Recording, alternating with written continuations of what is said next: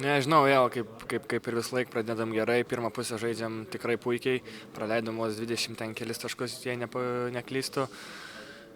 O trečias, ketvirtas kėlinys, tai kaip ir visada, trečią kėlinį pradėjom prastai, jie grįžo rungtynės, išlygino rezultatą ir tada prasidėjo negražios rungtynės tiek mum, tiek jiem, tiek fanom, bet galų gale pergalė yra svarbiausia.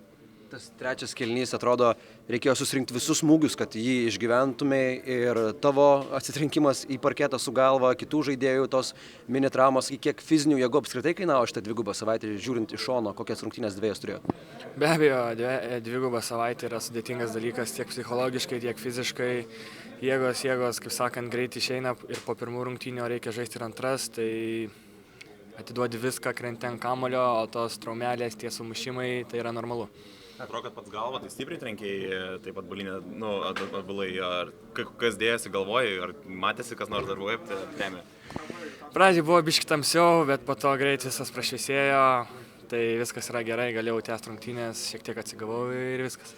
Kiek pasiteisino tos rizikos prieš dalį Monako metikų, jie pataikė pirmą tritaškį tik ketvirto kėlinio metu, prieš tai prametė 16, kuo tai galima irgi paaiškinti?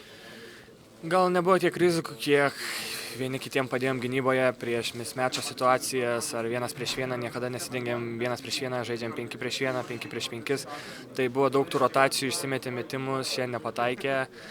Tai sakau, nebuvo jokių rizikų, tiesiog ratom, galbūt šiek tiek vėlavom, bet gerai, kad nekrito.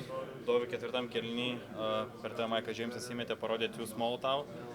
Paskui lemiamą ataką tu išmušė iš Maiko Džeimso lemiamą kamuolį.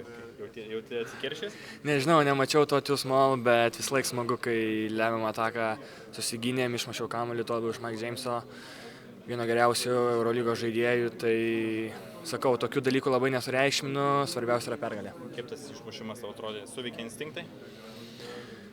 Nežinau, vis laik einam į tą pagalbą, šiek tiek, kai žaidžia 1-1, vieną kartą išmušė, kitą kartą neišmušė, šiandien pataikiau į kamuolį, tai viskas baigėsi gerai. Kol visi sustojo tam ginčio, atrodo, Maikas kažką ir leptelėjo pačiam, apie ką ten buvo, gal link pražangos norėjo? Pasakoja, sako, kad buvo bauda, kad palėtė mano riešą, kad turėjo sušilt baudą. Sakiau, kad, kaip sakant, riešas yra dalis kamulio. Galbūt šiek tiek kabinau pirštus, galbūt riešą nežinau, bet liečiau ir kamulį. Tai pasakė, kad kadangi lietė į ranką, taip kamuolys ir nuslydo, tai sakau, čia jau ne mano problema, teisėjai nesušilpė, čia jų darbas. Nors dabar žinai, kas yra Eurolygos lyderiai? Žinau, bet, kaip sakant, į lentelę nežiūrim. Sezonas ilgas, reikia, kaip sakant, žiūrėti kiekvienas rungtynės kaip į paskutinės ir toliau kapotis.